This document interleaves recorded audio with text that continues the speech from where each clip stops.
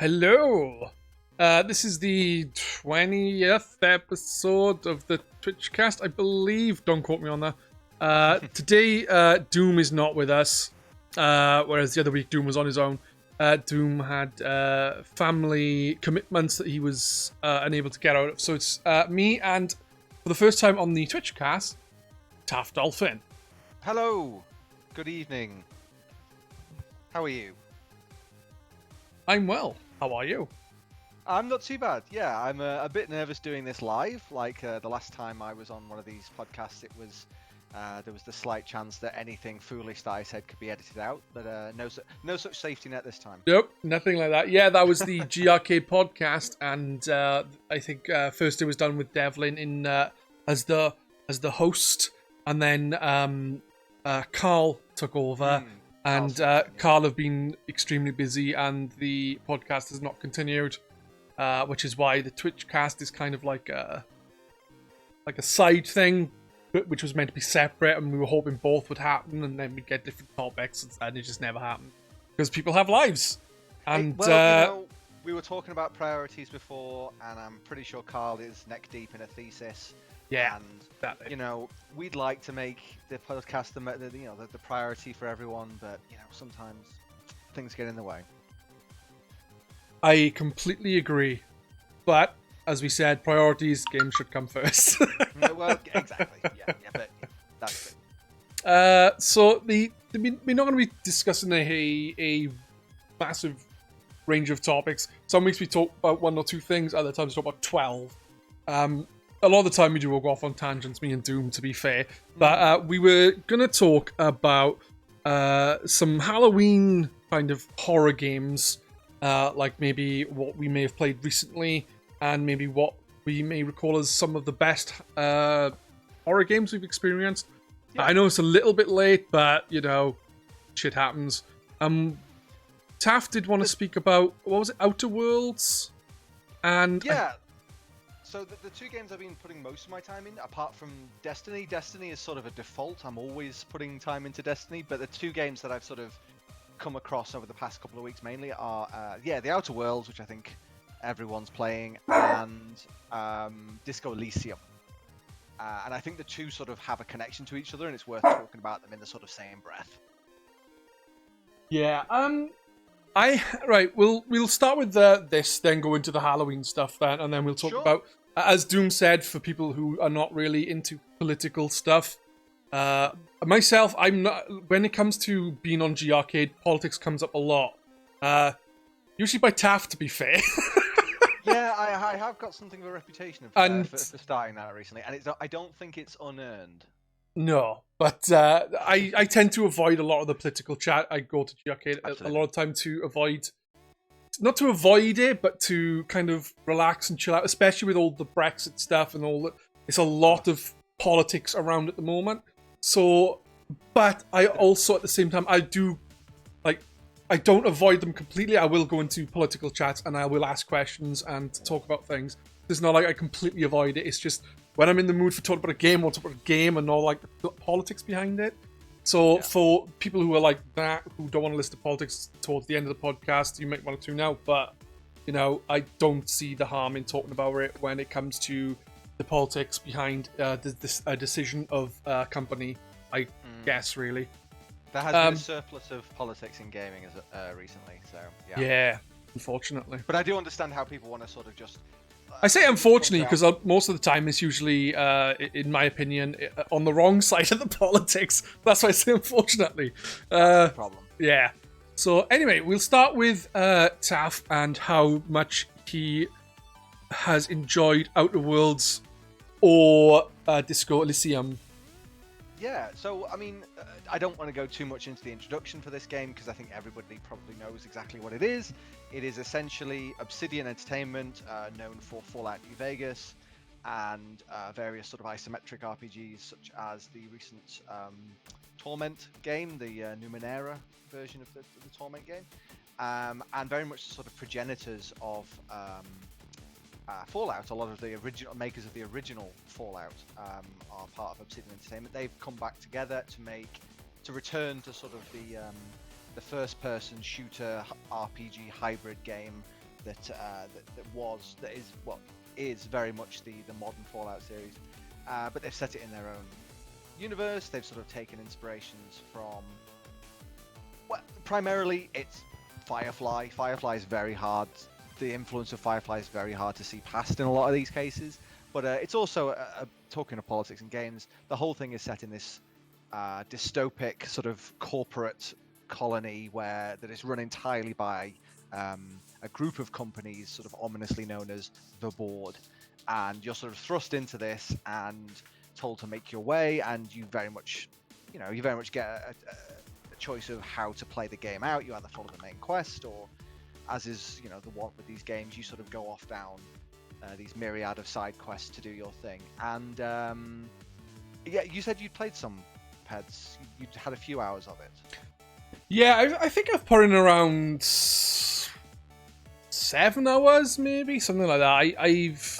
I've managed to leave the first location / world area. It's not. Yeah. I basically headed into outer space. And to be honest, from what I've played of the game, the last game I played similar to Outer Worlds, I almost said Outer Wilds again, Outer Worlds, was Fallout 4, in the sense of it's a similar first-person shooter with branching trees, like narrative trees, then. But with Fallout 4, I tried to play it back a few years back when it came out on the PlayStation 4. I played it for about around the same amount of time I've played Outer Worlds, and I had no inclination to go back. I then decided to maybe I'll prefer it on the PC somehow, and again I put in about the same amount of time, and I just didn't enjoy the game.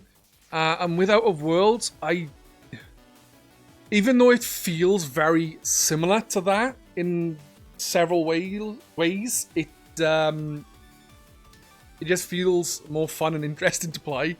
I think Obsidian are better than Bethesda at the branching paths and so on and so forth. Personally, I wouldn't challenge that, and I think your experience of Fallout 4, that sort of works. Fallout 4 is exactly the same as mine. Like, I came to it on the PlayStation, sunk about 20-30 hours into it, bounced off it, tried again on PC, didn't even make it that long, and it was a huge disappointment. And that was primarily for me down to the writing of the quests. Bethesda have, in my opinion, I think, been on something of a down curve in terms of their writing ability, or at least their ability to put that into the narrative design of these games. And in that sense, Outer Worlds is a resounding success. It really does call back to Fallout New Vegas, which was much more experimental in what it was dealing with in terms of choice in the game and the quality of writing.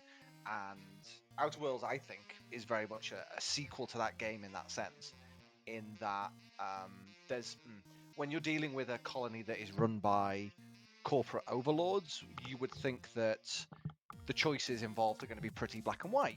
Everyone hates giant corporations. Who would possibly want to side with them? But of course, because it's Obsidian, it's always shades of grey. Even the first major choice in the game, which I'm not going to spoil, but I think if you said you probably encountered it if you said you left that first planet. Yeah, it happens towards the end of that first planet. Even that choice is, even if you go into it with a certain mindset, like, I'm not going to under no circumstance will I side with this side, or under no circumstance will I go the other way. There are interjections from various characters and implications through the way you talk to people that actually make you question yourself before making that choice. And once you've made the choice, that grayness is then reinforced by the consequences of that action. And from what I've seen, I think I'm about 25-30 hours in. I haven't finished it yet, but from what I've seen, that is the major selling point for me, which is there's no black and white. Every time you think you know what you're going to do before jumping in, before it gives you the option to sort of go over the edge and click that decision button, it makes you double think. It makes you question your own motives, and that's what the best RPGs do. They allow you to often. I think that RPGs with the consultation of the words, the RPG for role-playing game to RPG, we forget that they're supposed to be role-playing games. You're supposed to be inhabiting a role, and that's what Outer Worlds lets you do. It lets you choose. You can be a corporate lackey if you want. You can be a freedom fighter if you want, or you can, just do it for the money. You can be a pirate. But yeah, the writing's fantastic. Parvati, you will have met Parvati at this point. Oh yeah, definitely. Parvati, not Parvati, Parvati. Yeah, I really like the character. Oh, she's fantastic. I mean, she is literally a rip of something of a character from Firefly, but she's done so well that it doesn't matter. The quests are interesting. If I was thinking of anyone from Firefly who she would be, it would probably be the engineering girl. It's Keeley. Yeah, it's like they've just taken Keeley and put her in Firefly, but her character quest. So they've stolen character quests from Mass Effect.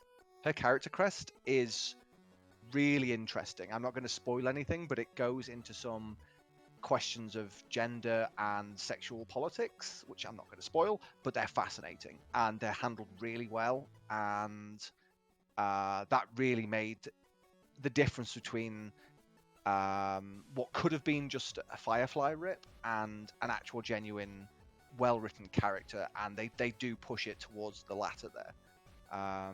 But yeah, from what I've seen of it so far, the worlds are interesting. There's a bit too much backwards and forwards-ing. There's a to and froing. There's a lot of fetch quests in the game, which are sort of hidden from view somewhat by the fact the great writing, but they're still there. Do you mind a fetch quest if it's done and if it's written well, compared to just like, oh, go here, kill these guys, come back, and there's not really much. Not really like a good angle or good narrative reason. Whereas, well, that's it. If it's done well and the stuff around it is given to you in a well, it's all done really well. Do you mind doing a fetch quest in comparison to just someone going, just kill those fuckers in a cave, come back? Well, that's it. It never feels like an MMO. It never feels like, go and collect these 12 deer hides. It always feels like there is a narrative drive to what you're doing. There's always something pushing you towards it, and even if it's go to this location and pick up this disc, there's an interesting story behind that, and no, you don't mind at that point. And the game is liberal enough with its fast travel points that if you don't want to, like, some of the areas get quite large. One of the areas I've unlocked has several major settlements. It's never as big as something like Fallout 4 or New Vegas. It's very much self-contained, semi-open world areas.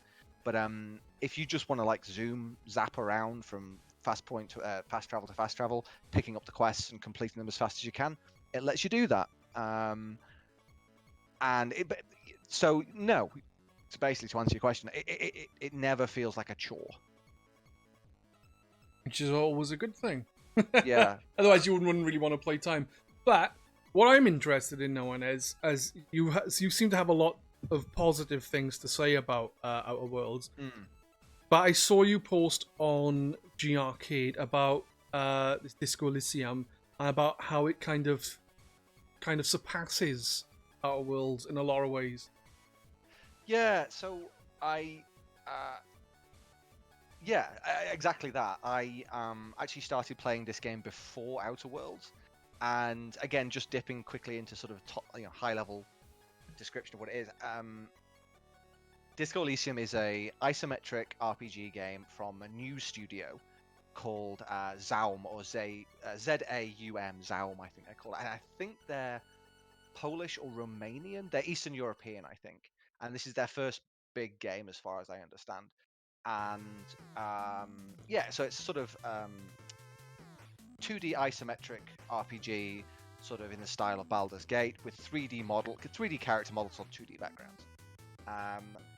And it is right from the very first sort of preview, back when it was called No Truce with the Furies, which I think is a much better title.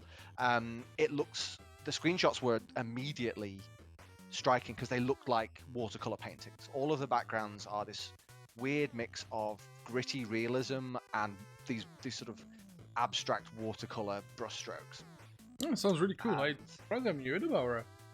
yeah, see, this is what it doesn't annoy me because it's the way these things go, and it's a niche game, I'd say. It's the sort of high level story is you are a policeman, and you wake up and you have drunk so hard you have obliterated your memory. You've got so drunk that you have literally, you don't know your name, you don't know what your face looks like. You need to discover all of these things. Okay. In fact, the first thing you do in the game, and I don't think this is a spoiler, it's literally the first thing you do, is find your clothes and get dressed. Cool. And even that, well, actually, that's not the first thing. The first thing you do is will yourself out of a hangover. It starts on a black screen, and you are dueling, like sort of vocab, dialogue dueling with two aspects of your subconscious. Your ancient reptile mind and your limbic system. And that's how it starts. Oh, that's interesting. And so, yeah, that immediately sets the tone. This is a complete... It's essentially... it's a completely different feel of a game than Outer Worlds, whereas Outer Worlds is dealing with sort of, high-level corporate versus... I don't know, corporate stuff versus the occasional funny one-liner set in a cowboy universe. Disco Elysium is dealing with... It's like reading a Chuck Palahniuk novel. It's like reading Fight Club. But it's also hilariously funny. It's a game that some people will hate, and some people will fall in love with and think it's the best thing since sliced bread, and I'm very much part of the latter. And the reason I think it's worth talking with in the same breath as Outer Worlds is that Outer Worlds sort of gives you this idea of choice. You come to a decision point, and because of the dialogue, because of the interjections, you've got to the point where these black and white decisions are not quite so black or white anymore. Disco Elysium, every single time you talk to a character, there are dozens of invisible dice rolls going on in the background that are based on your skills. Okay. Sometimes it tells you what these dice rolls are. Sometimes it doesn't. So I don't want to go on for too long because I realize I've been talking for a long time in one big chunk. But basically, the leveling up system is completely unique. You don't have skill trees so much as you have 24 different aspects of personality with which to put points in, and they are based around certain categories. So I don't have them in front of me, but it's basically mind, body, deduction, and thought, something like that. And each one you are putting points into is a character in the game. Wait, what? It's a character. Each skill, each level, each aspect that you are leveling up, every single 24 of them is a character in the game. They will talk to you. Right. Yeah. Yeah. So, for example, the example I used on the forum is you. So your policeman is an alcoholic. Obviously, he's drunk himself into oblivion. Say, for example, he comes across a stash of drugs. If you select it to look at it, this is an example in the actual game. This is just a sort of extrapolation of the systems. You will have something called electrochemical imbalance or something like that, which is one of the aspects you can put points into. And if you're particularly low, it will likely fail a roll. That it's not done by you, it's done by the game. And because it failed a roll, it doesn't just come up with failure. You will click on the drugs, it will say electrochemical imbalance, failure, eat the drugs. It will just give you the option. It will say you should eat these drugs right now. These will make you feel so much better. And then there'll be another one. Then you'll get an interjection from logic, which is another one of your aspects. And logic, say you're particularly high in logic, it will go, hang on a minute, if you eat those, you're going to have a very bad time. Let's not eat those. And then you'll get the choice. But it won't just be what I've said. Each one has their own voice actor for a start. And each one has their own particular tone. And this is happening every time you have a conversation with anyone. So it's any object you interact with, as well as people you interact with, you will then have a massive different things happening behind the scenes before you can make a decision. Like, yeah, and it's instant. Like it's not like you're sitting there waiting for these dice to roll. There are a few times where it gives you a skill check roll, as in the Outer Worlds, but like when you don't meet the skill requirements in Outer Worlds, it just grays out the option. In Disco Elysium, sometimes if your skill is high enough in that sort of particular skill, it will give you the option to roll and tell you the the chances. And if you fail, it doesn't just go, you fail. The conversation branches to include that failure.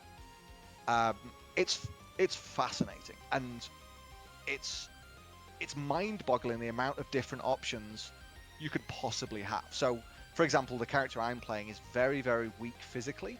Okay. He has no strength. He has no stamina. In fact, the very first time I played it, I died within 5 minutes because he had a heart attack while trying to take his tie off a ceiling. He just died because I didn't give him enough health points, and I had to restart. What? Yeah, like I did this 3 times before realizing I couldn't possibly get the tie because I didn't have the skill to roll, and when I failed, I had a heart attack and died. Wow. Yeah, so I have no physique, but the character is incredibly clever.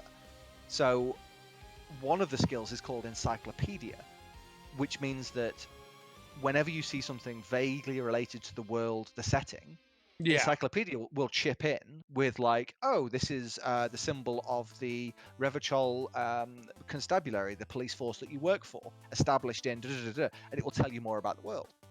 Now, if I'd chosen the other way around, if I'd chosen a character that was very strong but very stupid, I would be able to get that tie, I would be able to bash down certain doors, I would be able to confront people physically, but I wouldn't know anything about the world I was in. Yeah. And the sheer amount of combinations that actually sort of allow, like, it's mind-boggling. It's absolutely mind-boggling, and it's the most a game has ever felt like a tabletop RPG to me when I wasn't playing a tabletop. It's mind-boggling. It sounds really cool, to be honest, man. But this is the. Sorry, go ahead. It's from what you're saying about the game, it really is making me like, I should pick this up and have a proper look at it. Like, you know? It's intimidating, confusing, because a lot of the systems it's dealing in don't have any equivalent. It's the first time I've seen anything like this. There's an equipment screen, there's a quest log screen, there's a map. It's still a point and click RPG like Baldur's Gate without combat. There's no combat in it. Just all about talking. It's pretty puzzles, yes, like you need. Yeah, yes, there is. There's a lot of puzzles. If you like reading, you should like this game. But I can't read. I don't go on GRcade to read the post. I just post stuff without knowing what anyone says.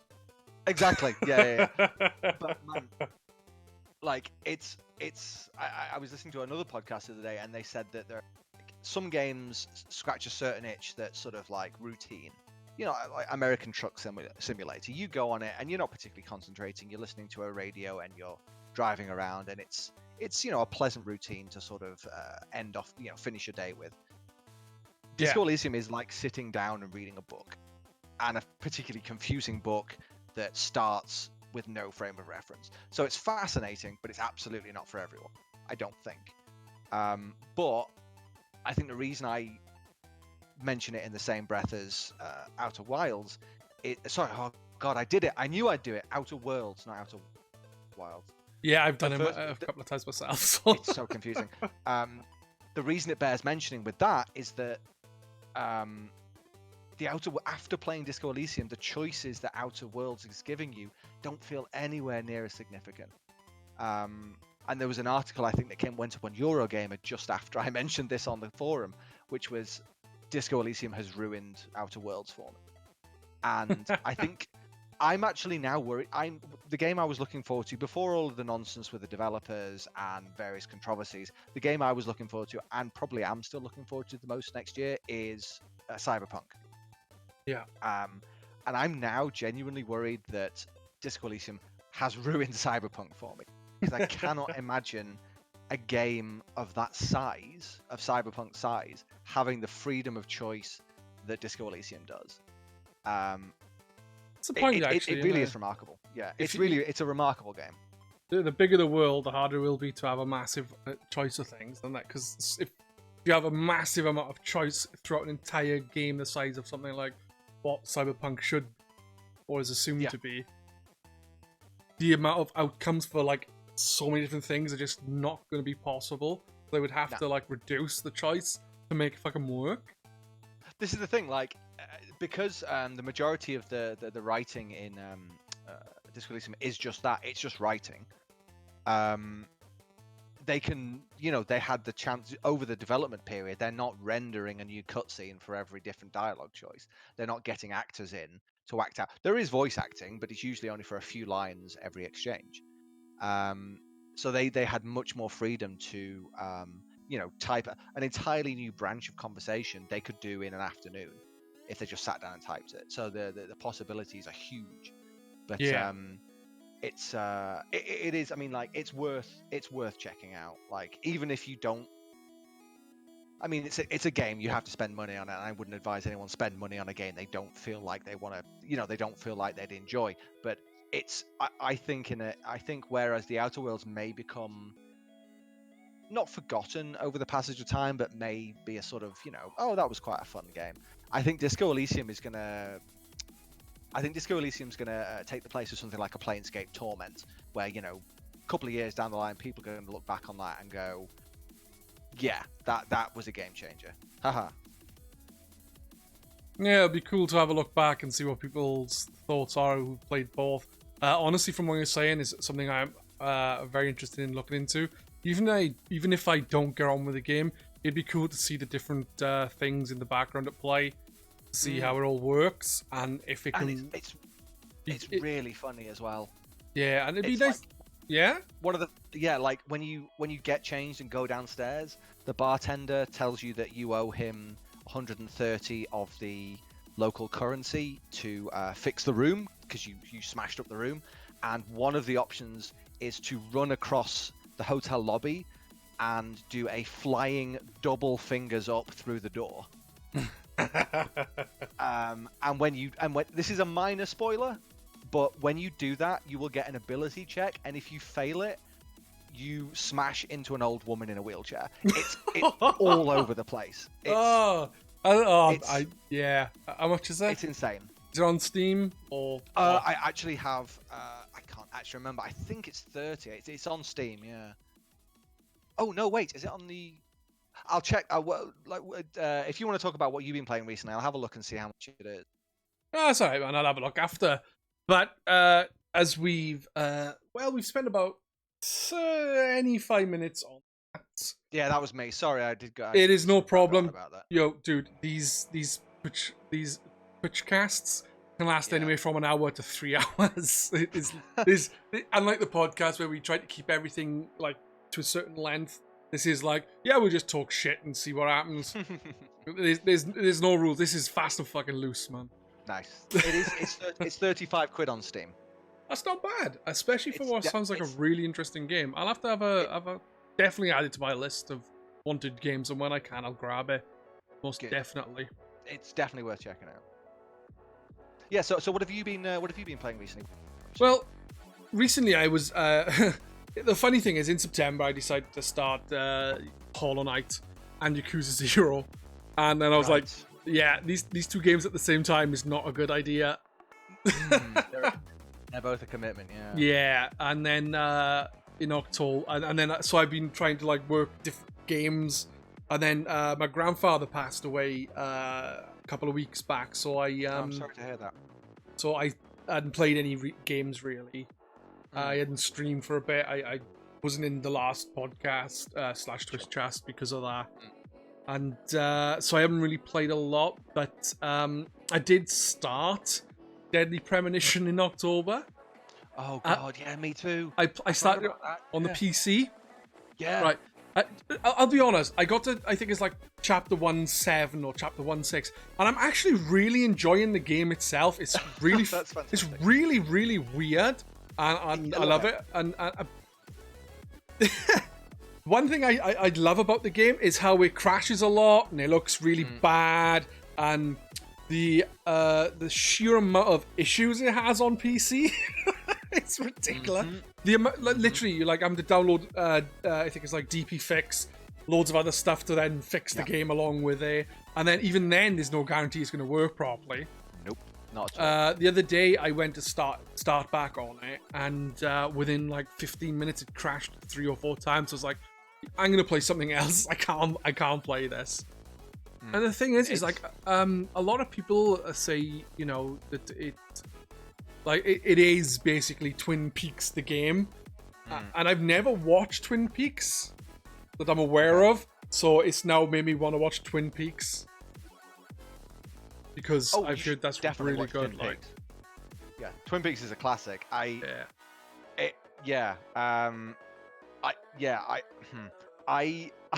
must admit I got about 6 hours into it, and had enough at that point. I actually ended up watching a Let's Play. Yeah. I couldn't stick with it. See, the thing is like I said, I actually enjoy the game. It's really, it's like 2 different games. You've got this stuff where you're actually investigating things, and then you got this weird nightmare realm kind of stuff, and I don't even know what is going on there. I'm sure the guy you're playing as is just insane. Yeah, I think so. Yeah, I think he's just nuts. That's what I think. Because I'm sure none of this stuff is really happening that he's seeing. I have no idea though. But yeah, I was enjoying that. But like I said, I didn't end up finishing it. So on Halloween, I started Blair Witch on from Game Pass. And the thing is after playing the game, I spoke to my brother-in-law. I said, I played Blair Witch. I actually rather enjoyed it. I thought it was pretty good. And he said, yeah, I really enjoyed it. I don't understand why it's considered by most to be a bad game. I was like, oh yeah, I didn't realize people didn't like it. I genuinely thought it was a pretty good game. Like, and have you seen the Blair Witch film? I have not. I have not. Right. I saw Blair Witch 2. Okay. I was over my brother-in-law's house not long after it came out, and he put it on to watch himself. So I happened to see it because of that. Otherwise, I wouldn't have seen it. I never saw Blair Witch, the Blair Witch Project ever. So because that's the majority of criticisms I've seen, which has been that it's not a bad horror game; it's just a bad Blair Witch game. That's what I've seen, because the Blair Witch, the Blair Witch, the original is, infamous in its sort of starting, it started the sort of found footage genre of horror films. And this has got like almost nothing to do with that. But you enjoyed it as a game, though. I did enjoy it as a game. I know it doesn't. It does have like the camera stuff in there. Obviously, it's not like I don't actually like films like Blair Witch in the sense of found footage stuff. I actually find it really irritating. That kind of perspective, even when a camera's moving a fair bit as if it's someone like there in the scene, I just find it really irritating. It puts me off. I actually hate it. Or like I don't blame you. Or TV shows are like documentary like shows, and they have that same kind of style into them. I don't like them. So yeah, I'm weird. I think it's an easy sort of I don't want to say genre. It's an easy technique to get wrong. There are a few films, like I remember watching Cloverfield and being really excited about Cloverfield, and then it was just gave me a headache sort of thing. Yeah, Cloverfield. I didn't mind the film, but again, the camera work stuff is not something I liked. I thought it was like an interesting take on the whole Godzilla style thing. I know it's not actually Godzilla, but I thought it was more about like the people than the monster, which I kind of liked. Yeah. Which most films nowadays, it's like the like something like Alien, more like half the film you don't see the alien at all, apart from when it rips out the guy's chest. And even then, that's a long way into the film. And then you don't really see it, and it's all happening kind of behind the scenes. And then when you do finally see it, it's like, wow, this is really cool. So it's kind of like a massive build-up, whereas I find now most horror films and films in that style kind of shoot their load within 15 minutes. And then it's like you kind of lose a lot of the suspense you get from it then. And that's how does the game sort of relate to that? Is it more the sort of slow building tension, or is it just throwing things in your face right from the start? No, it starts off with you like basically looking for a kid who's gone missing. Okay. And your character has some issues himself as to why he's there for a start, which is explained through the story. Throughout the game, it like shows snippets of the guy's past, and by the end, you find out exactly what has led to the where he is and why he's there at that point in time. You start off looking for this boy. You find like his hat or something. Okay. With your dog. The dog is awesome, by the way. Best dog. Yes, I've heard about the dog. Good dog. Good boy. Best dog. In a video game that I'm aware of, best dog. Okay. Apart from Animal Fable Crossing, 2. maybe. Yeah, Fable 2 has finally been surpassed. Well, there was that, remember Call of Duty, when they showed the dog on the screen? In the mocap. Yeah. Mocap dogs. That was funny.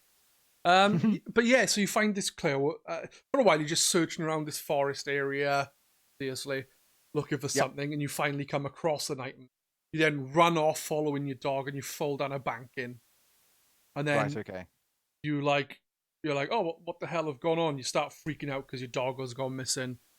And then you come across a campsite, and that's when all the stuff goes weird. It's like you all of a sudden you wake up after grabbing a camera and looking at it.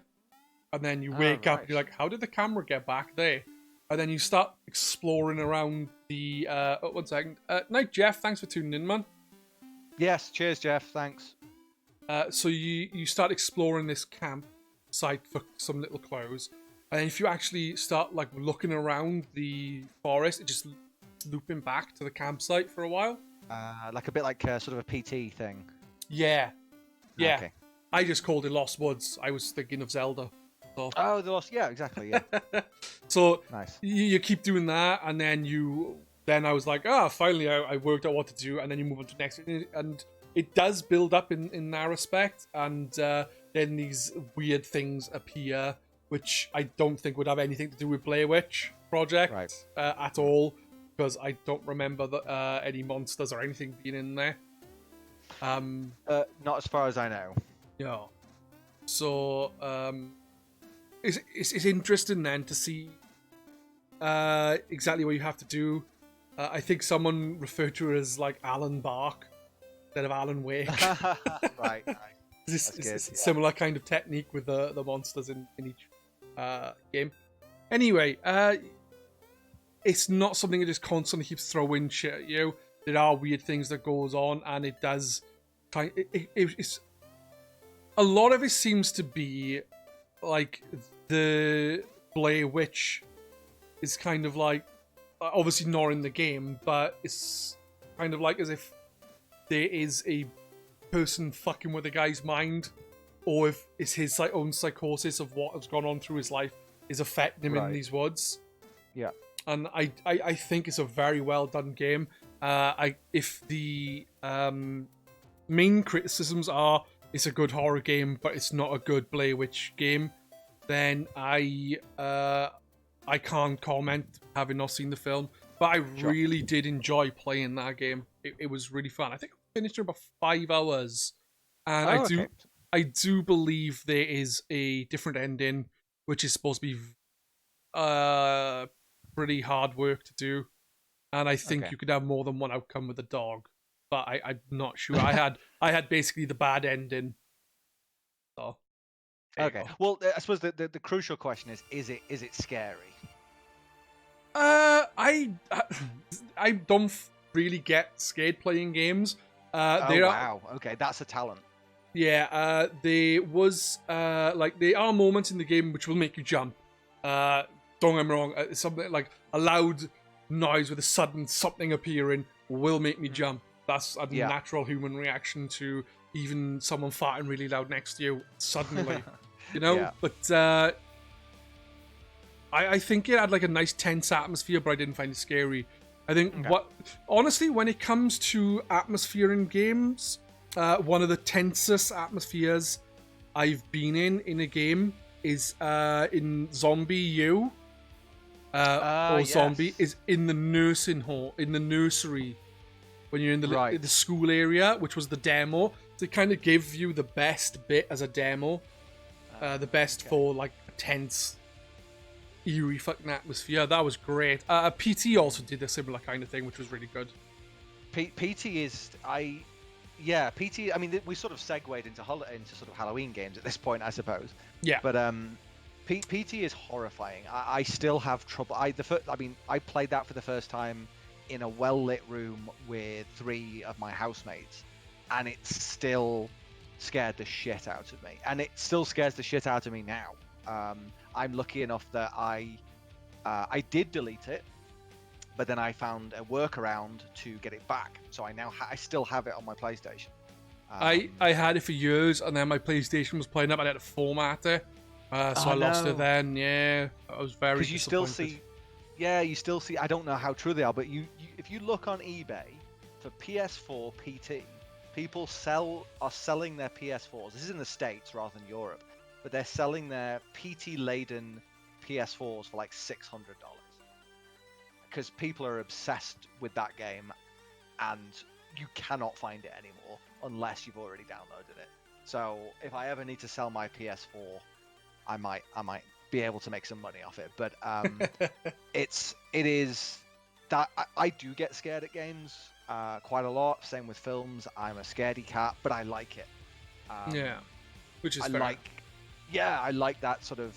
I don't like jump shock horror things like you were talking about, but the sort of psychological creeping dread I really like. Yeah, but Blair Witch didn't have any of that for you. It was just more the sort of boom moments. No. It definitely had like that kind of atmosphere, but it doesn't seem to bother me too much. And it wasn't a lot. There wasn't a lot of jump scares in the game. I can think of like 2 or 3, like one early on and like 1 or 2 near the end. But otherwise, it's actually not that bad for it.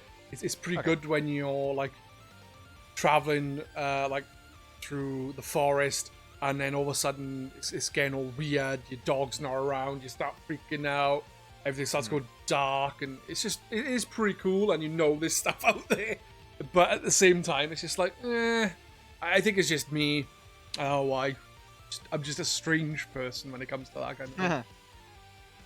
But that's fine. I mean, a lot of these games, I think, especially the ones that are sort of more, they go more for spooky than outright scary. And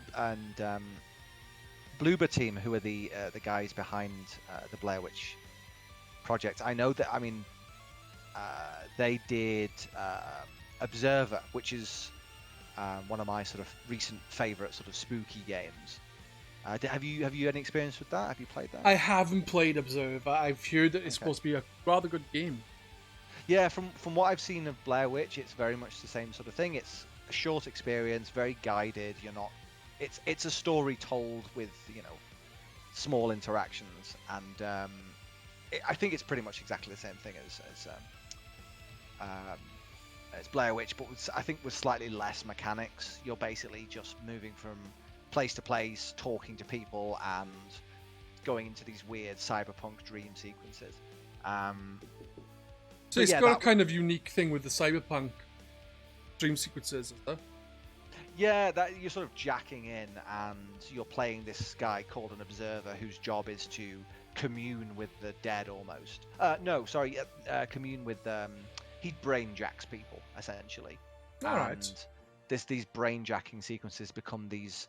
The representation of people's like subconscious becomes this very spooky, atmospheric sort of the sort of weird dream sequence parts of the games, and like one of them is a terrible stealth sequence where you have to avoid this thing, but the rest of them are really quite genuinely scary. And that's the same team, and they also did the Layers of Fear. Yeah, someone said in the chat it was the same people who did Layers of Fear. Yeah, which I've not played those. I watched a couple of playthroughs of those, and they convinced me that it was not for me. It just seemed like jump scare after jump scare, and I'm like, nah, I'm okay. One thing I will say about where you mentioned the dream, the jacking in thing is Blair Witch does have found footage sections, in the sense of you find tapes, and as I said, you have a camera, and then you look at the camera, and it's like 30 seconds long, a minute long at most. These little snippets, and then you have to look through the film, and like something like a tree will have fallen down, so you then have to like rewind it to when the tree is up, and the tree will be up in the real world. Okay, interesting. But, yeah, really cool. I mean, yeah, nice. Okay, good. Yeah. And were you playing that specifically because it was Halloween, or just because you saw it on Game Pass, or?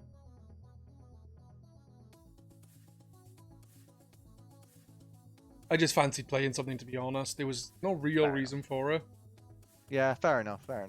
Because I'm not massively. I mean, like I say, we're sort of segueing into Halloween games at this point, I suppose. But I'm not a massive Halloween person generally. But I have sort of used the excuse to go back to something like Alien Isolation, which is one of my all-time favorite. I think it's narrowly outside my top 10 favorite games ever. And it sort of follows a similar sort of idea to these sort of highly produced Bloober Team games, but then putting it in a bit more of an open world sort of situation. I mean, obviously it's an old game. I don't need to go into it too much, but have you played that? Alien Isolation? No, I don't think I have. All right. I think I've got it. I think I've got like the edition with the DLC, but I've not actually played it. It's worth playing. I mean, even like I don't even know when it was released. 2015. I think it was quite early in the new generation of consoles life cycle. Huh?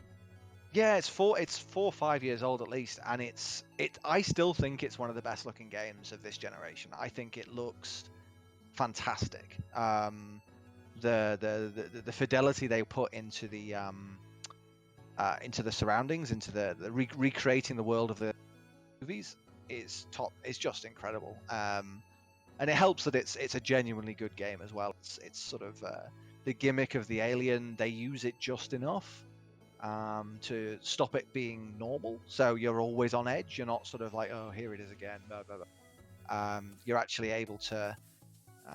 The tension ramps up throughout the game and actually never really gets too much. The ending gets a little bit over actiony, but that's sort of par for the course, I think, with a lot of these games. But that's certainly one of my sort of choice games, I think, for playing at this time of year. Do you have any sort of fallbacks that you would go to, like if you wanted to get a scare, if you wanted to be sort of if you wanted to sort of experience that? Is there any sort of other things, old entries you'd go back to? I don't know. Honestly, I really don't know. The reason is like the horror games that I have played, I tend to have finished. Yeah. And then when it's like none of them really like spring to mind apart from like certain sections, like I said, the nursery section in Zombie U and stuff like that. So like a lot of it doesn't spring to mind. Like one of my favorite horror games, which isn't really horror, is Resident Evil Remake on the GameCube. I adored that. I prefer that to Resident Evil 4. Like most people, Resident Evil 4 is their favorite, whereas mine is Resident Evil Remake. Did you go back to, or did you play the Resident Evil 2 remake? I haven't got round to it yet. Okay. I have it, but I haven't played it. Well, yeah, that was something I went to with no experience of the game originally. I never played the Resident Evil games, so I had no sort of like nostalgia value for it. I enjoyed it. It was fine. It was fairly short. I only played through it with one character. I didn't bother, getting the multiple playthroughs. But that has the same thing as Alien Isolation, like with this constant presence that's hunting you through a space, and that adds that extra element of tension because it's not scripted. You know that there's not someone. You're not going to turn a corner and it's going to be boo because the developer has thought, oh, we've given them enough time to cool down now. Yeah. This will be the point where we should scare them. It's just a dude in a hat and a red trench coat stalking you through a police station and smashing down doors. Nice guy. Well, yeah, I mean, and the mods. I mean, I don't know if I can take that game seriously anymore after seeing, someone put the goose from Untitled Yeah, Goose I Game saw in that it. in the It's Untitled Goose amazing. Game thread. I was just like, awesome. Yeah, like Just a goose with that. I think it was clay or aiming a gun at the goose. Like, yeah, and then they have Thomas the Tank Engine, and yeah, it's just like someone did put it, like Pennywise from It, in it, which is sort of like on theme and makes it a bit more freaky. But after you've seen Thomas the Tank Engine chasing Leon down a hallway while he fires grenades at him, it's hard to take that game seriously anymore. that sounds rather fun. Yeah. But yeah, horror games, like there's so many new ones. If I fancy playing one, I would just probably pick up a new one rather than go back. I'm like that with most games, to be honest. I rarely replay games because there's just such a vast amount of games like to be played. Like I recently, as in yesterday and the day before, I played through the Paw Patrol game that's on a roll. I thought it'd be like a funny game to play, like a bit of a laugh on stream. And like I know it's a young children's game and it's meant to be really easy, but it's literally you go to the one end of the level to the other end of the level. The only obstacles that are in your way is when you come up to something and you have to press like B to pull a rope and then walk past something, or it closes on you, or you have to press another button for another dog to come along and move something, or you have to press a button to have like sniff your way through a maze or something like that. And there's no pits or anything. It's not like there's nothing. There's nothing. The worst damage you can take, I guess, is you can either hit a fish in the water, underwater section where you hit either a fish or a bit of seaweed and it slows you down, or in the sky sections you can hit a seagull or a cloud and it will slow you down. There's nothing, and I get, like I said, it's for children, but at the same time, you want to put at least a little bit of challenge there for them, a little bit. Right. Okay. But it's not like there's no permadeath. No, there's no any death. There's nothing. There's not even the pup can scratch his paw on a splinter that's walking past. Yeah. All right. Well, no one wants to see dogs getting hurt. No, I know that, but at the same time, they could do something where it's I don't know, the dogs are captured and you rescue them or something throughout the level, kind of like in Donkey Kong Country, where what happens is your pup gets put into a barrel or something and you unbarrel them.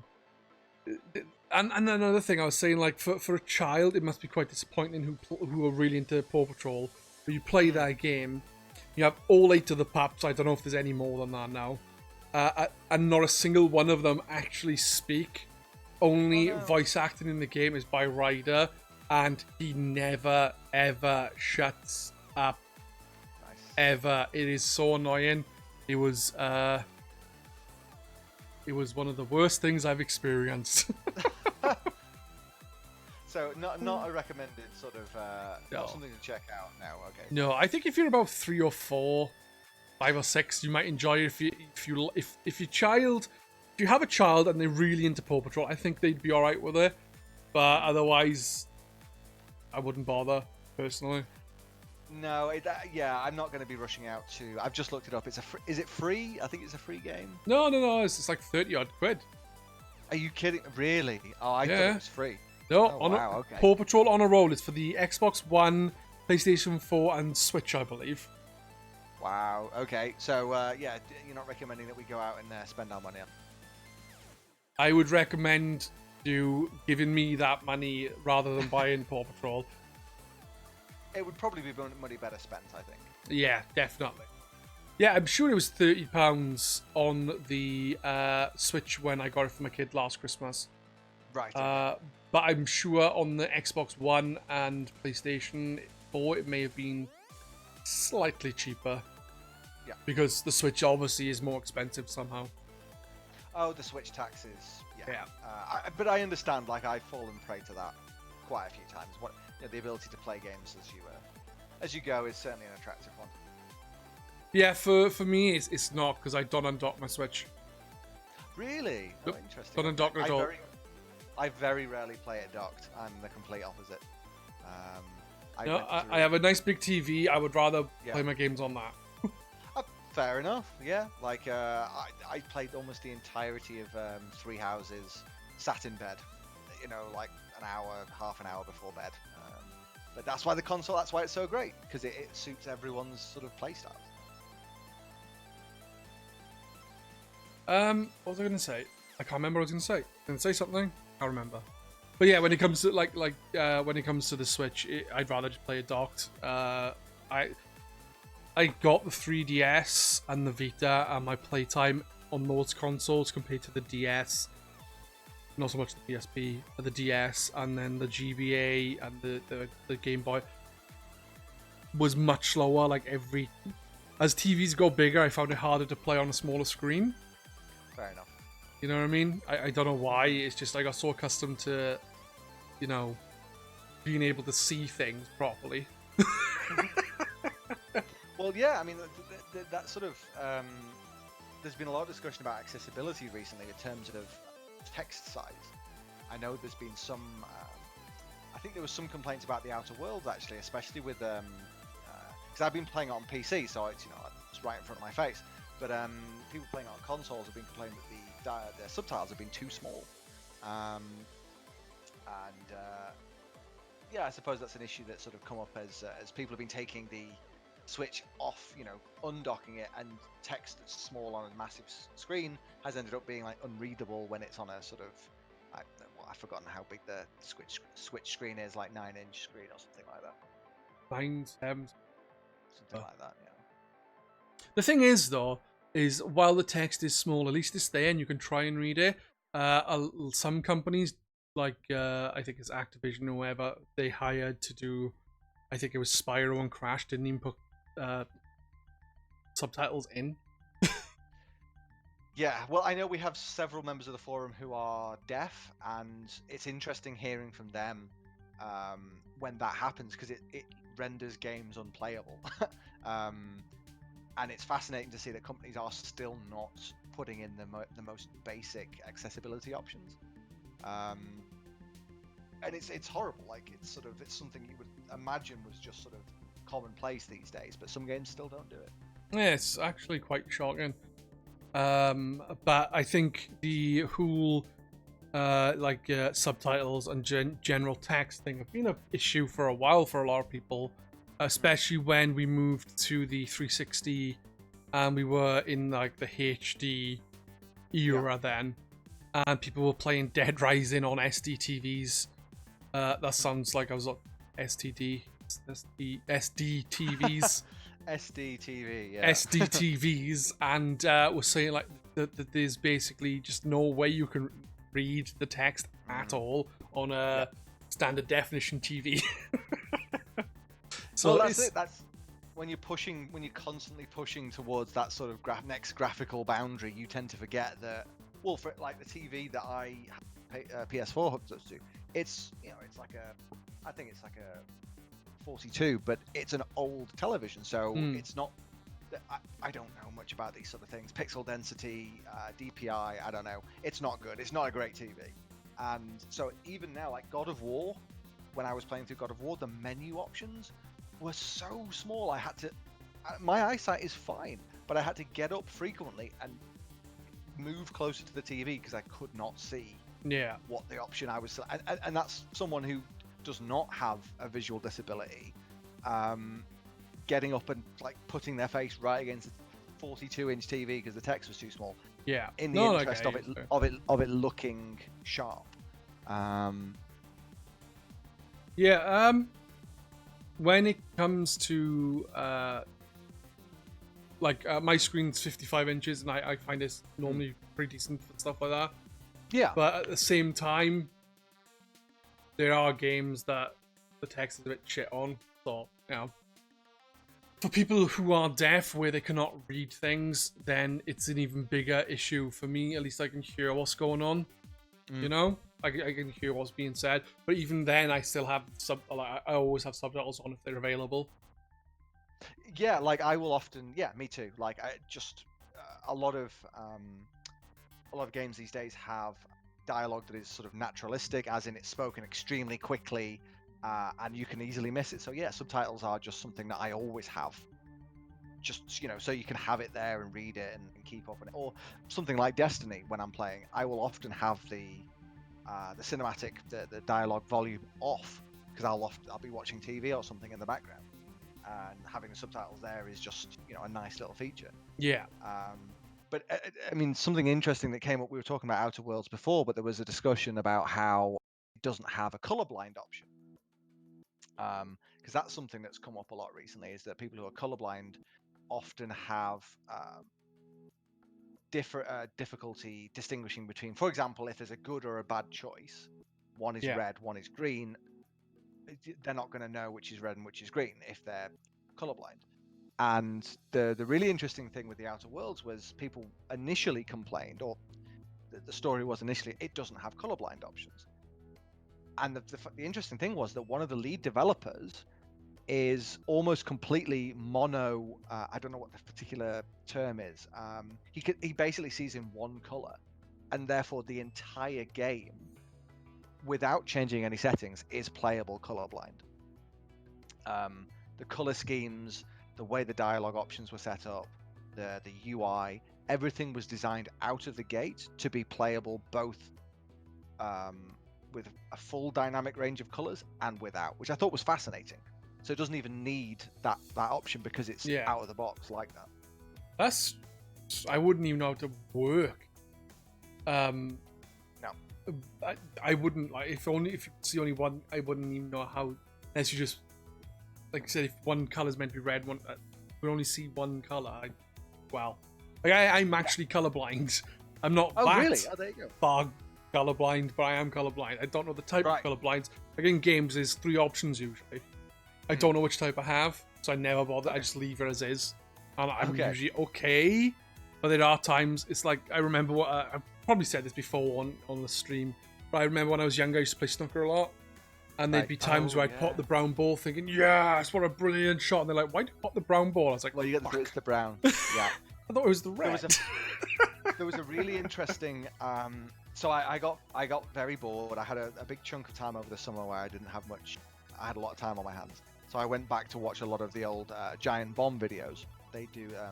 There was a series where they played Mario Party, and Mario Party is a terrible game apparently, and it's basically mini games, right? It's a big series of mini games. You play against your friends, and it's a friendly competition thing. And it was fascinating seeing Jeff Gerstmann is colorblind. So he would be playing these games and he'd be like, "Oh, well, I've won." And then it would come up that he'd failed because it was, one of them was like an image slider. So you had, an image cut up into 9 different chunks and you had to move them around to get them all in the right position. And he'd be convinced he got it right, but he'd got 2 the wrong way around that were just blank spaces with colors, and the colors were wrong. And yeah, so these are games from like 10 years ago, whereas that sort of consideration wasn't even part of the conversation. But nowadays, I don't know. I mean, you probably know better than I do, but do you find that most games have an option for that? A lot of games do have colorblind options, like mainly, like especially online multiplayer games, because you have like a different color for your team, a color for your enemy, and a different color for something else. Yeah, it will let you choose between 3 different types. I can't remember the call. Like one's beginning with a D, one's beginning with a P, one's beginning with something else. But like when I found out I was colorblind, I was 10. In my school, they tested for it, and they were like testing me for the things, and I like read the first number fine, and then every number after that was wrong, and then I had to go then to another place, and they done it there, and they're like, yeah, you're colorblind, and then I got officially diagnosed with colorblindness, I guess. Right. Okay. But I never actually found out what type it was. Right. I remember when I was younger, actually, it was before I found out I was colorblind. We had to draw a picture of our parents, our mother or father, so I drew a picture of my mother. But of course, I was unsure on the colours without even realising it, because I didn't even know I was colorblind. I like give my mother green hair and stuff, and the amount of shit I got for it.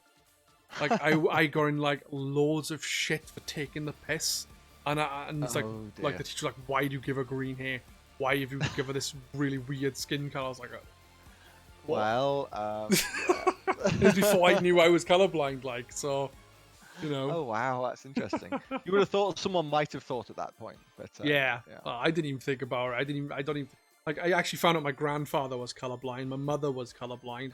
I'm colorblind. None of my children seem to be colorblind though, which is a good thing because it just makes things a bit easier.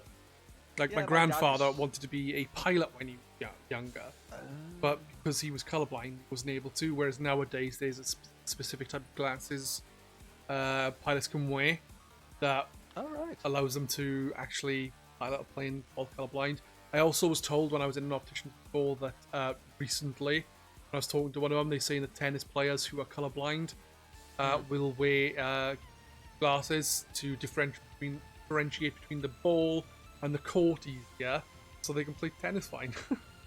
Oh, well, there you go. Did not know that. It makes sense. I could be the first really fat tennis player who's also a pilot, I guess. Yeah, exactly. You can do both at the same time. Yeah. With your special glasses. Yeah. Cool. It's mad to think about, though. Like, just little things like that can actually have just being colorblind can have a massive effect on like job opportunities. I suppose it would be so much now. Like, when I was younger, being like an electrician and stuff like that was not an option for me. All right. Because why? Colorblind. And and that's just from being colorblind. So, you know, it's not as bad as some others, like, you know, other more severe, like, actual disabilities. Then, you know. Yeah. So, you know, just that one thing can fuck up so much for you. You can imagine just how much other things can as well. Like, it's just, wow. Bomb disposal would be an issue. It would, yeah. Strange enough, we played Keep Talking and everyone... what was it? Keep Talking and No One Explodes? Yeah, I'd love to play that properly. I've got it. I played that with my wife's friends, and my wife is French, and her friends don't speak very good English. So trying to play that across language borders was really... I think it made it more fun. Because a lot of that game is describing symbols, and I've got my French is quite bad, and their English was quite bad. So we were basically yelling snippets of each language to each other to try and, like, it looks like a cross. I don't know how to say cross in French. Deux rues, and carrefour, like a crossroads, and they're like, oh, okay. And it was really good fun, and I think that actually made that more fun, if slightly more difficult. Yeah, it sounds like it would have been more difficult, but it could have added a lot of fun to trying to even just work out to get the symbol across, right? Like, it was tough. It was tough, but in a good in a fun way. Yeah. Talking about co-op games, one of the best co-op games I've ever played is Overcooked. Ah, yeah. It can destroy a relationship, but it's good while it lasts. yeah. That's the. I mean, it's one of those games that I don't think I've actually ever enjoyed. No, that's not true. I have enjoyed playing it. I love it. I have never been so angry at people that I otherwise really like than I have been when I'm playing it. I actually, I've played through Overcooked 1 and 2 like with the missus, and we've 3-starred most things on Overcooked 1. I think we need 2 stars, like 1 star and 2 levels on Overcooked. Overcooked 2, we've got 3 stars on most things. 1 or 2 levels, we've got 2. And then most of the levels also been 4-starred, which you can do after doing it. And I said, maybe what I'll do is we'll stream Overcooked 3 if that ever becomes a thing. I was like, everyone can hear us arguing with each other constantly while we play games. I was going to say, if your relationship managed to survive 2 Overcooked games, I think you're in a very strong place. We were talking about games, and now we talk about loads of other stuff. We've gone on a complete tangent here. Yeah. Well, I mean, we should probably bring it back round to Blizzard, I think, and we can start with the actual games rather than before going into politics if you want, because there was a lot of game announcements. You often hear a moaning about me? Yeah, well, that's usual. Right. What was I thinking? I actually only know of 3 games that were announced myself, which is Diablo 4. Which is the 4th installment of Diablo. Good place to start. Apart from the mobile game, which I don't even know if it came out, to be honest. That was conspicuously absent from BlizzCon this year. It's a surprise, actually. To be honest, I think if they had brought that up and then went, but here's Diablo 4, I don't think people would have cared too much. Maybe. I think that was the rumor. Like, there was a very strong rumor that they were going to show just the title screen of Diablo, just the logo essentially, to finish off that conference with a message by the director of the game, basically saying it's coming. But at the very last minute they yanked it, and so they were instead left with this rather disappointing and overhyped reveal of from what I remember, it was essentially a sort of a skin swap of an already existing game. Oh. There was the sort of Chinese company that was co-developing it, or entirely developing it with Blizzard's permission, had already got a sort of dungeon crawler on the market, and essentially it was an asset swap for Diablo, and that's obviously why people were not particularly happy. But Diablo 4 this year, they actually showed the opening cinematic, which was quite. You haven't seen? Okay, well it was. Diablo 3's launches was notoriously bad, disastrous. Like. Do Blizzard, to be fair, do Blizzard ever have good launches, or at least in the last 10 years had a good launch? It's like every WoW expansion is fucking awful. Yeah, there's lots of server issues. As far as I remember, I'm pretty sure Overwatch was fairly smooth.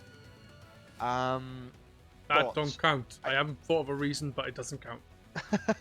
But I think you're right. I think generally these games do, because the demand is so high in a lot of cases.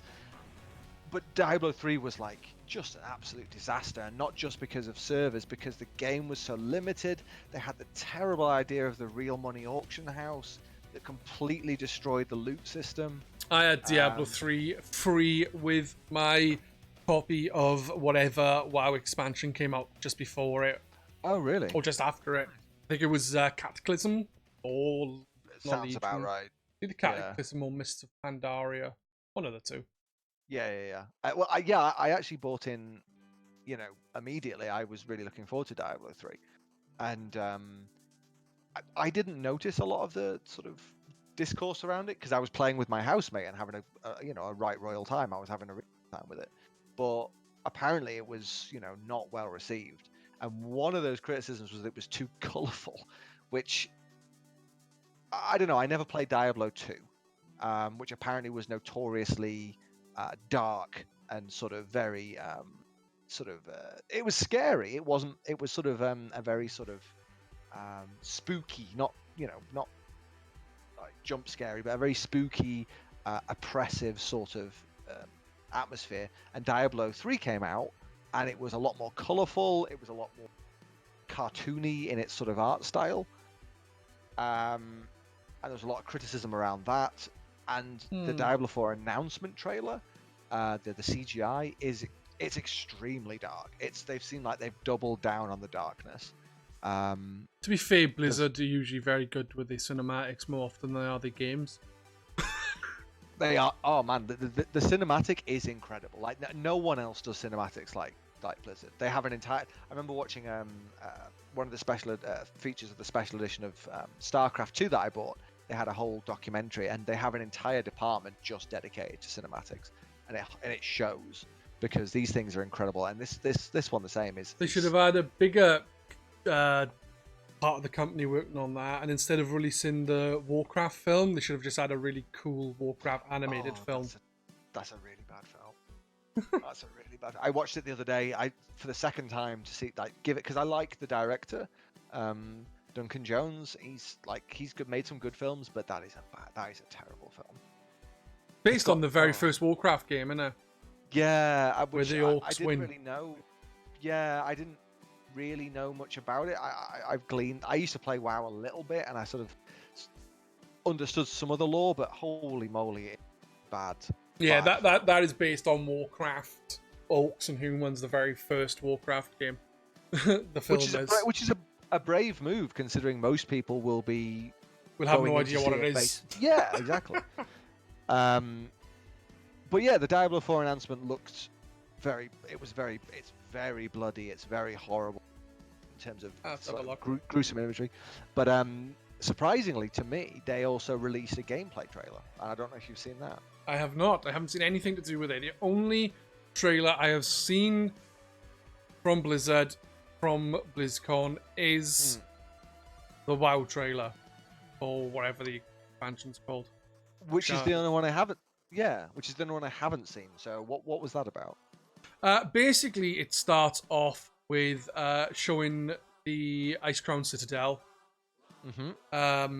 And then it's basically Sylvanas saying, "Oh, there's a person sitting on the throne who doesn't deserve to," and then she walks in there and kills everyone and kicks the Lich King's ass all on her own, which somehow she's become unbelievably super powerful all of a sudden, and then rips from what happens. She rips the helm in half completely, and then opens up a portal to another dimension or wherever. And someone was saying, like, that I speak to was saying, it makes no sense, lore sense either. Right. And also, another person said that Sylvanas in the last few expansions has become a evil, twirly mustache villain. And in the last time you see her, in the last expansion that they played, she basically did a Team Rocket blasting off again thing. Right, okay. So she's now turned up to be somehow, like, able to just solo the Lich King on her own when he has a load of people with him as well. And something that she shouldn't be able to do at all. Right, okay. So I'm a little bit behind on the old Warcraft lore, but I am most of those references. Sylvanas, I think, she was basically the leader of the undead. If you don't know who she is, yeah, she was in the city when I was playing. Sure. she's a night elf. Well, a dead night elf, an undead night elf. Well, she was, as far as I remember, she was originally introduced in Warcraft 3, and the remake of that got a release date, I think. All right, fair enough. Which is, I don't know when it's coming out, but I think it's fairly soon. I think it's probably next year. But that's something that that's probably, because the Diablo 4 I'm interested in, but they've apparently said, when asked for a release date, they've said not soon. And even sort of Blizzard, it's more than Blizzard not soon. And Blizzard not soon is like 4 years, and they've said not soon in Blizzard terms either. So we're looking at like post 2022 release for that game, I think. And then you had Overwatch 2, which I have zero interest in, to be honest. I am. The thing is that when I played Overwatch when they first got, I enjoyed playing it, but it was more with playing the game with the people I was playing it with from GRcade, so I had quite a bit of fun there. But for the little I've heard about Overwatch 2 is it's basically Overwatch with the events becoming a story mode. It is, yeah, and like I played quite a lot of Overwatch. I had some friends that played it, and I jumped in with them. Playing it on your own, I find, is just interminable. It's not fun. I think it would be fun if they didn't have one of the most toxic player bases in the entire existence of planet Earth. It's horrible. They've done a lot to sort of try and get around that, but it hasn't worked because you can only do so much when everyone involved in the sort of community side is not good. But yeah, this one is essentially, from what we've seen, sort of a couple of previews I've read, they have seasonal events, temporary where it's PvE, and they're always rubbish. They're always really bad, and you play them to get the costumes, the loot boxes, or whatever. And it's that, but permanent. And the person who played it was the Rock Paper Shotgun preview, was basically saying there is nothing. They're not showing, at least at this point, they are not showing anything to convince the previewer that it was not just Overwatch with events, an excuse to resell everyone Overwatch. And yeah, so I have no interest in that. Like, it doesn't look particularly exciting. They've introduced 2 new characters, but not really said much about them. I don't think there's a release date on that either, but no doubt it will go on to sell, tens of millions of copies. And they have Overwatch League now, so there's a whole business apparatus behind it. So it will no doubt go on to be doing incredibly well. But personally, I don't think it's not enough to tempt me back into Overwatch. I don't think. No, I don't think I'll be buying a Blizzard game for a while. Ever. Well, again, and that segues into the more controversial aspect of the whole thing, I suppose, which is they did open BlizzCon with an apology. Yes. Right, I know the apology. Right, the apology is basically, we're sorry about the way we handled the Hong Kong China situation, but they basically said, while we are sorry we did this, we are not really backing down on anything. The guy is still being reprimanded, but he's having a 6-month suspension instead of a year suspension, but everything else stays the same. So it's kind of a really half-assed apology. What they should have done was say, yeah, we're sorry, and then reinstated all his stuff. In my opinion. But at the same time, they are thinking of money. I genuinely think if there wasn't such a backlash, they wouldn't even fucking apologize. But they're probably thinking, oh, we're making loads of money from China, and then they thinking, have we fucked our money off from the rest of the world? We better try and half-ass an apology to please everyone and get everyone back on board. That's how I'm reading what I've seen. I may be wrong. No, I know. As far as I can see, like, that's pretty much on the ball. They apologized in a general sense of expressing a sense of remorse. They did not specify what that apology was for. We're sorry that you all realized we cunts. That's the second time that word's been used on this podcast. I think it's justified. Like, seriously, they basically said they apologized for acting rashly. They apologized for acting too quickly. What they didn't apologize for was their actions themselves, which goes, obviously, the actions of banning not only the Hearthstone, I think, Hearthstone player, yeah. Not only they banning the Hearthstone player, Blitzchung, I think his name was. Blitzchung, but also cutting ties with the 2 shoutcasters, and which is ridiculous because they didn't even do anything.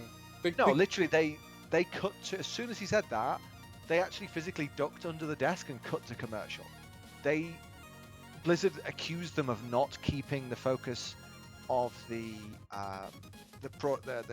broadcast on the game, and there's only certain limit to which you can do that.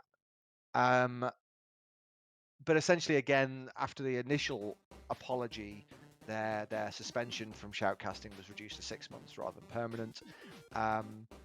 But again, the apology that they opened BlizzCon with was equally as vague.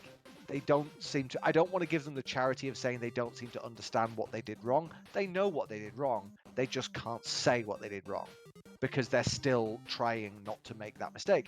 And the mistake is offending China, which would affect their bottom line, which would affect their profits.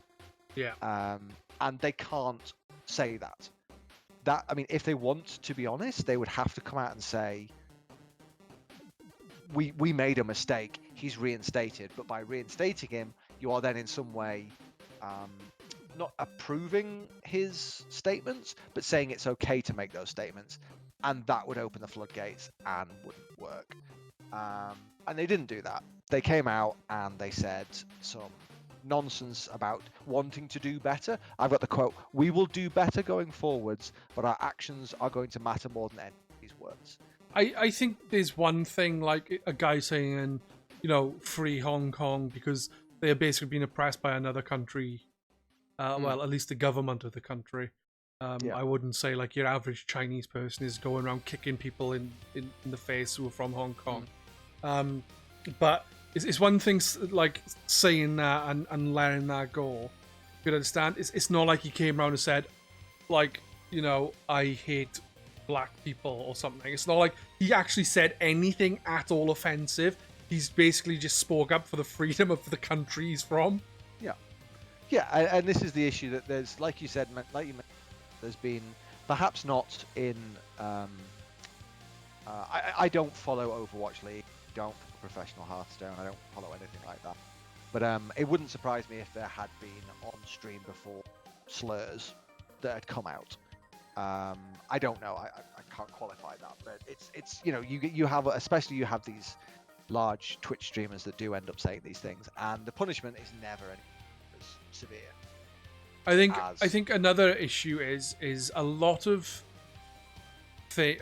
people and companies and so on and so forth try to go down a middle route of either saying anything's allowed or nothing's allowed, and I think that is the wrong approach, really, because some things that are genuinely offensive that should be stopped from saying.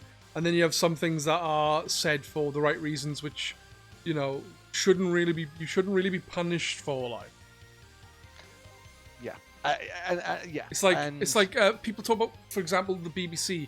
Here's this professor in this specific field of work talking about the merits of his field of work. Here's some random guy who we picked up off the street who doesn't believe him. Let's give him an equal time to talk about their views, even though one has literally no knowledge of the subject other than his own biases, compared to another guy who's worked in his field for 20 plus years. And I think that's a big issue with anything political at the moment, to be honest. 100%. No, I agree. There's like the idea of false balance, where, without getting again too far down it, the BBC seem to be in this a lot. Like, they will have a professor, like literally, like you've just said, a professor on about climate change, but for the idea of balance, they will get climate change denier. Now, both of those ideas are not of equal standing. Climate change is scientifically provable, but this idea of false balance comes into play when you have someone who is just in denial of those facts. And the problem is with the moderation of these streams is that the moment that you decide to moderate, the moment that you decide to step in, you are then positioning yourself as the moderator. Yeah. And therefore taking on the responsibility to moderate everything. And that's never going to happen. Yep. And this is why the idea that one of Blizzard's founding... one of the corporate founding words is every voice matters. And the written apology, especially, there's a meme that is sort of going around recently with taking a section from this apology which says one of our mottos is every voice matters, and then the rest of the text is blanked out until it says however a line and a half afterwards. It's every voice matters. However, and it's like, if you are qualifying your corporate strategy with a however, then just get rid of the corporate strategy. Yeah. Either every voice matters or no voices matter. It's one or the other. And I think the response has been really interesting, because I don't know if you saw it, it was posted on the forum today. There has been at least a few instances of people going up to the mic in the live Q&As and repeating Blizzard's protest. Even a little kid was there. The little kid. The little kid. I remember. I wasn't sure if it was you who said it or someone else who said it. It's like they said, "Oh yeah," they asked the question. They said, "Oh yeah, and free Hong Kong," and then the commentary guys, "Yeah, we can all agree with that." And I'm genuinely curious if that guy has been sacked now. The moderator did not do a great job. He didn't. But the point is what he said was, "Yeah, we can agree with that." So he basically says, "Yeah, we can all agree with that statement." The people who were talking to Blitzchung didn't say anything and got sacked. So will this guy also get sacked for actually saying, "Yeah, I'm behind you"? Like, well, this is the thing. This is where all this idea of, the hypocrisy of the sort of the severity of the punishment they handed out initially comes in. But it's interesting. There's actually been less protests than I thought. Apparently, there's actually throughout the whole conference, there's been a free Hong Kong protest outside the conference center, handing out free shirts, which has been interesting. And you have seen a large amount of people on Twitter, on various groups, actually repeating the idea that this is enough for them to consider, at least reconsider their next purchase, which has surprised me, to be honest, because it's very easy to say fuck Blizzard on the internet and less easy to follow that up in the real world. Yeah, if there's a game you really want and it is being marketed to you heavily, it's not always. Sometimes you can just, oh well, who's going to notice if I buy it? But a lot of people, more than I expected, have been saying, I'm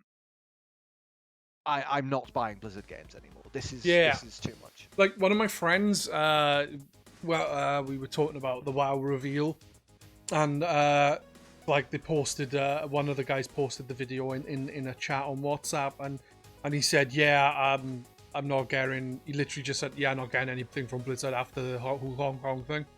Straight up, and he was subscribed to WoW for like longer than I was, and was up until fairly recently playing it still. Right. Yeah. And it's like, no, done. I think it's just, I mean, not only did they handle the banning badly, every move they've made since has been really bad. They've handled it like, there was an interesting discussion on a podcast I was listening to. It was like, will they have brought in, and there are emergency PR companies exist where if you fuck up, you can hire these people and they will come in and do an emergency session. Right, this is how you lock this down, this is how you get in front of the story, etc., etc. And if they have hired one of those companies this time, they need to get their money back, because everything they've done has made the controversy worse. I honestly, for them, I don't know how, like for them in a business sense, I wouldn't know how they could work around this. There is no way they can say, "I'm sorry for doing this." They can't say, "We're sorry, we shouldn't have done it. Let's have everything go back to normal." Pardon me. We'll reinstate the guy. We'll reinstate the two commentators or moderators or hosts, and all that stuff, and then be okay in China. And then, or they could say, well, or they could turn around and say, do this half-assed apology thing, and they may get some people back on board, but I don't think there's a way around this now of them being able to just continue on as normal and everything going back to being hunky-dory with, like, everyone, man. There's no... I can't think of a way, personally, where they can fix what they've said and how they've acted. No, not really. I think probably the best thing they could have done is just not say anything. I think that if they had not said anything and just let it, hope it sort of breezed over, maybe that would have been better than stoking the flames with a terrible PR statement. And, you get an awful lot of bad PR statements from companies that fuck up, but this was an all-timer in the way, not just what it was saying, but the way it was phrased was so bad. Like literally, if someone can screen cap your apology and get every voice matters, however, out of 2 sentences, that's not like that should have been taken into account. So I think probably just saying nothing would have been the best way to go with that, but they didn't. And as soon as they opened the floodgates, and there was no going back. Yeah. But you're quite right in that they're not going to reverse their decision, because that would be seen to be appeasing pro-Hong Kong protesters, and the Chinese government have slapped restrictions on people for doing far less. Yeah. So yeah, I think they were damned from the very first moment they decided to make such a stupid decision to ban Blitzchung, or at least ban him for that long and take his money away initially. Yeah. Like they tried to the way sort of certain commentators and people like Jim Sterling has put it, was like they stole his money, and like you can interpret it like that. They decided to steal the money that he had rightfully earned winning that tournament. Yeah. And that's never going to sit well. It's amazing how strong they came down without any forethought of maybe this won't play badly. But as soon as they made that mistake, it was, I think. Yeah. I think it would have been one thing just banning him for like a couple of months over the year ban and loss of earnings. Now, if that is his way of earning money as well, they've basically like fucked his life. Yeah. Like, and I think that a lot of people have quoted the sort of regulation that they use to justify the banning, and it's so broadly worded. It's basically, if you say anything that Blizzard considers offensive, we can do whatever we want to you. So that means that they could literally have slapped him with a 2-week ban. They didn't have to make it a year. They could have done whatever. They could have just said, "Oh, don't do that. You know, you can't play in the next 2 tournaments or something." Yeah. But the fact that it was heavy-handed, yeah. It was just asking for trouble, and they rightly got with it. And I honestly, I still think, fuck Blizzard. I still think fuck Blizzard. They have done nothing to suggest that anything that they are doing is simply because they got caught out. They got caught out, and there is a potential risk to their Western profits now, and they are just it's damage control. So they've done nothing to show any sort of good faith. Yeah. The thing is like a lot of people now are gonna continue to support them anyway, and that's fair enough. Like, but I think if you make a stand on something, it's there's got to be somewhere where you draw a line, and go like that. We need to draw a line and stick with it. But like Doom himself, he's not here to say anything, but he's like, the thing with he said himself is like he really wants Diablo 4. He had so much fun with the previous Diablo games, which I understand. But he at the same time, he doesn't really want to give Blizzard money, so he's like torn, and you can understand that, because if it's a franchise you've enjoyed for many fucking years, it's gonna be hard there. Like, so I And equally, I understand people who don't. I understand people who don't follow politics, who don't have the same interest in politics as, for example, I do, and I understand why they don't want to get involved in this, and they just want to be like, no, I'm going to go out and buy a game that I want, and it's not something that I would do. And through the discourse of the internet, often especially written internet, when obviously like text can be interpreted multiple different ways, and often when someone writes something, the initial reaction is to simply counter back to it. But I understand why people don't want to get involved in politics and are quite happy to still give Blizzard money, and there is nothing wrong with that. People are absolutely free to do that. There is no there's nothing bad or inherently wrong with giving Blizzard money. But equally, I think people who do want to go around just typing in "fuck Blizzard" every time a game is mentioned, I think there's a space for that now as well, and that's a space that Blizzard have given. Yeah. No, I agree. Matt says, are the stream presenters / player even still alive, or did China get them? Well, I think Blitzchung is still around. I have no idea about the presenters.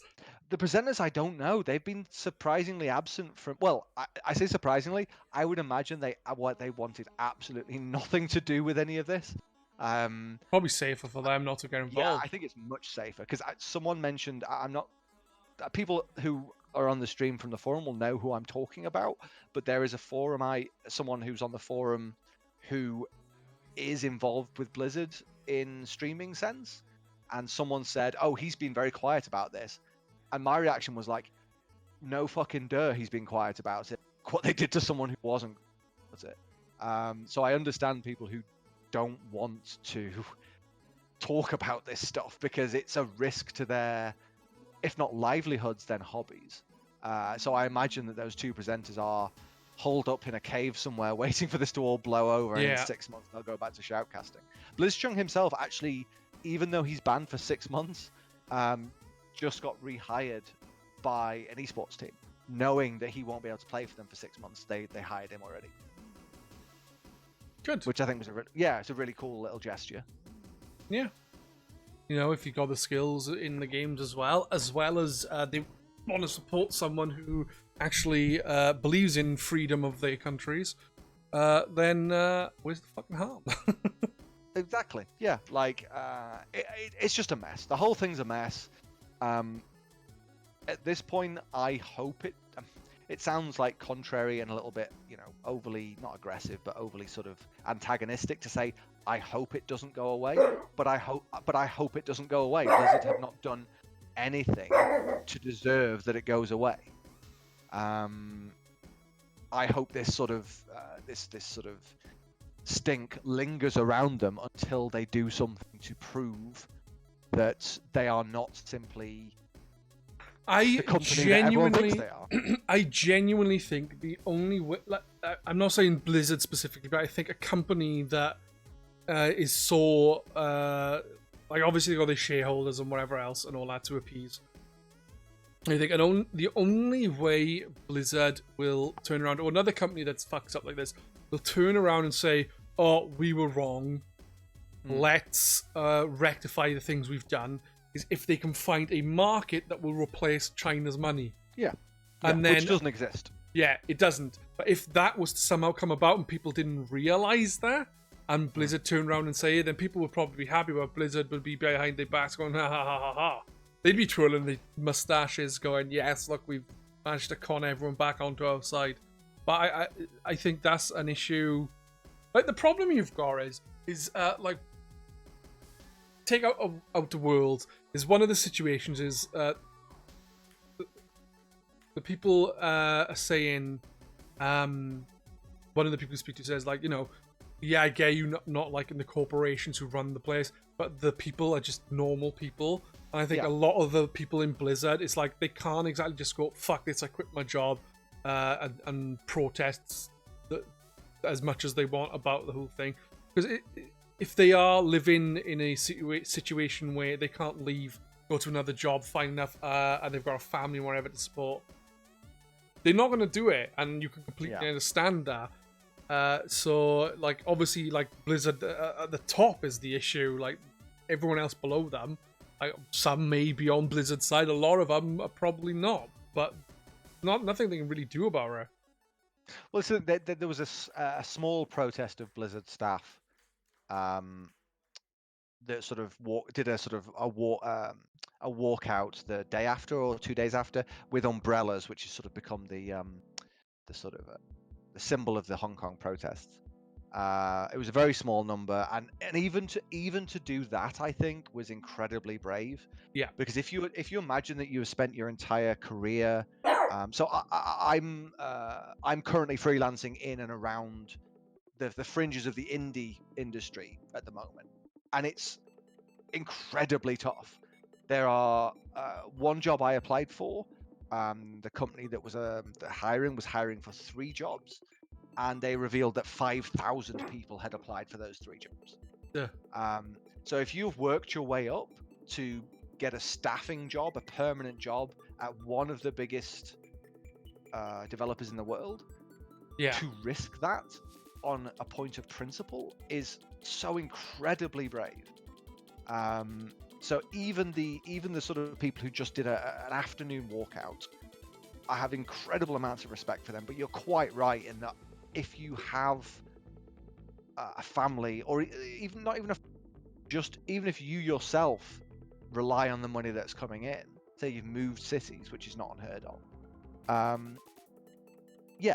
to risk that on a point of principle, I understand why you wouldn't. Exactly, yeah. There's so many little like different things at play. It's like you can't really say like the entirety of Blizzard is the problem. It's just the main people who want the fucking money and the board of forever.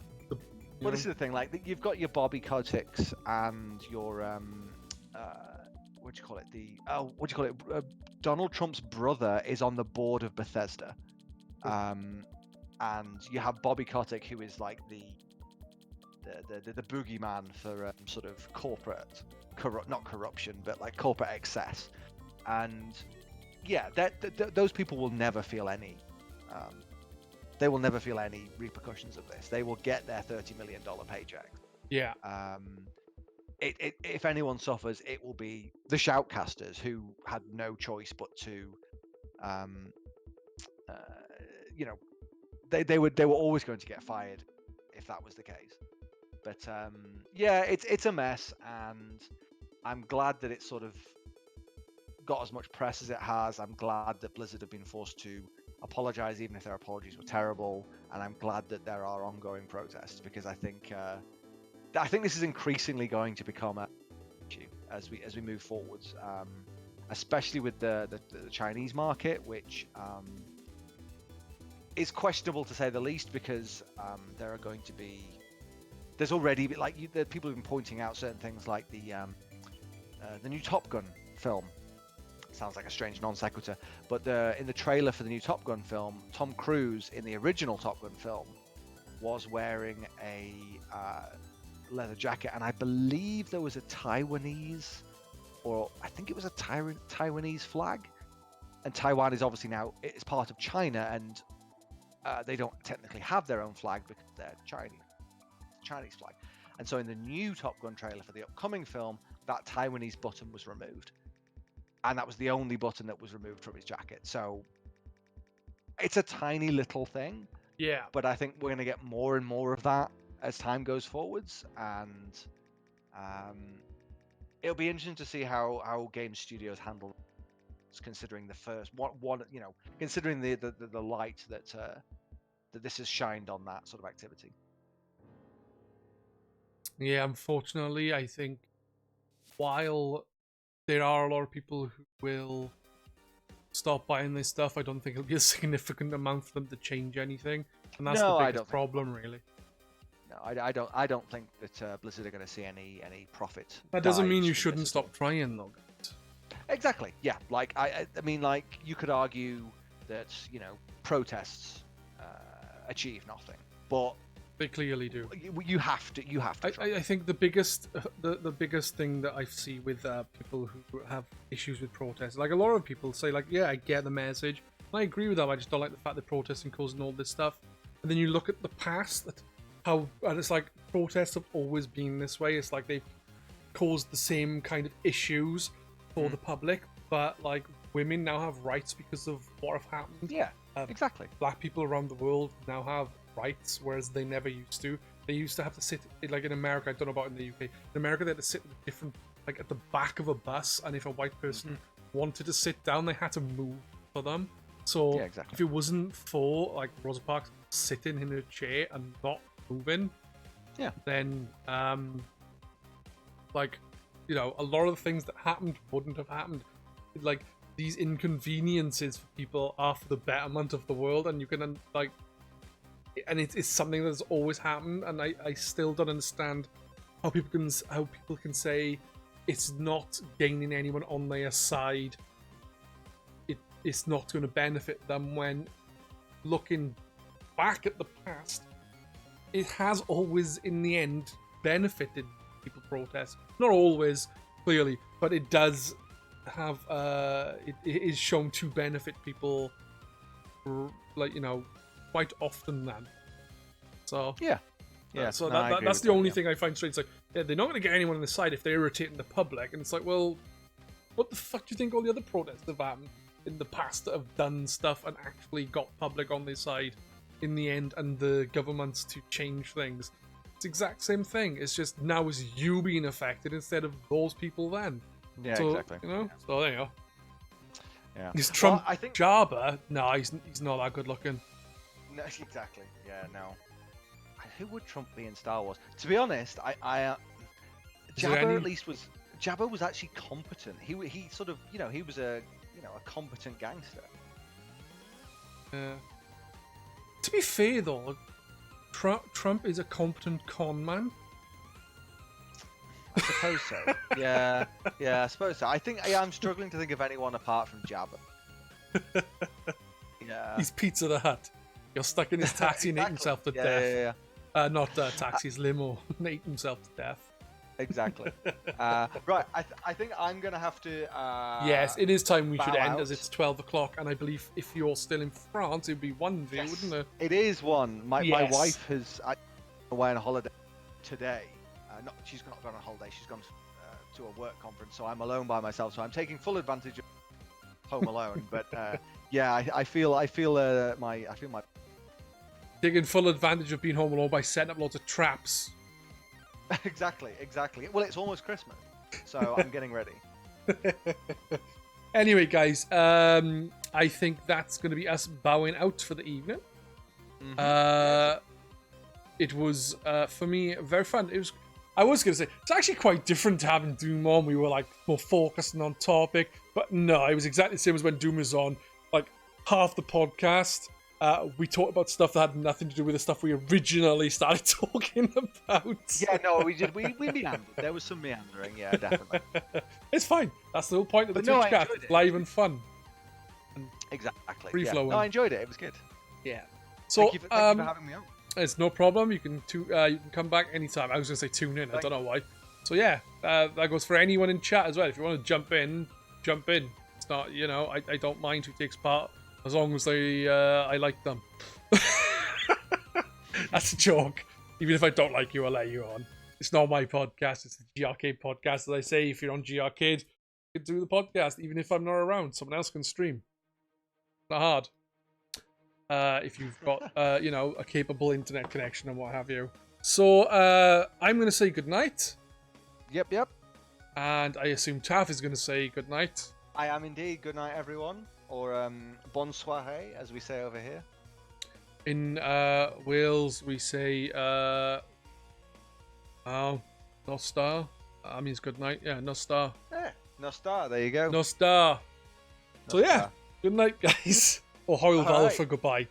I will see you tomorrow for Retro Monday. For those who don't know what that is, it's me playing a retro game for an hour and then give my verdict at the end or something.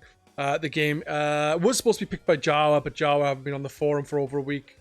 I think it's something to do with Gammon being racist or something. No. And it's not. Just get in there at the end there. But basically, Lee Cumber have picked a game instead because he was picked instead, and it's gonna be Rayman on the PlayStation 1. So yeah, that'll be fun to play.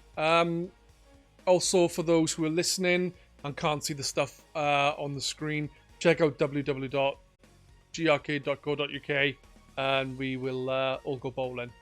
Bye bye. See ya.